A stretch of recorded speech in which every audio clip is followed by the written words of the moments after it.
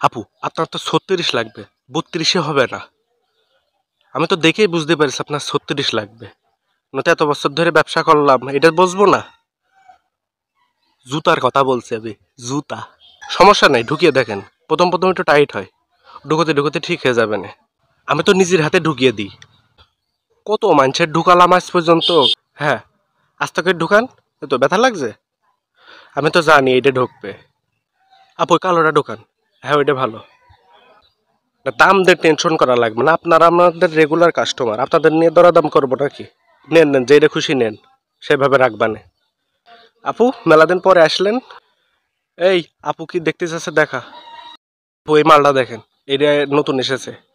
হ্যাঁ কালকে এসেছে, যাই যাই আজকে খুললাম, আপনারই সর্বপ্রথম দেখালাম, আপনি আমাদের প্রথম কাস্টমার। হ্যাঁ ও টাইট হচ্ছে। আচ্ছা ঠিক আছে, লুজ করে দেওয়া যাবে না, ডিসকাউন্ট অফার তো নেই। আচ্ছা কম রাখবা না, সমস্যা নেই। আপনার জন্য একটু কম না রাখতে পারলে হইলো। মেলা দিন পরে আসলেন, খুব খুশি খুশি লাগছে কি? এটা দেখেন, এটা হলো একদম মেড ইন জাপান, পুরো জাপান থেকে এসেছে, খুব ভালো।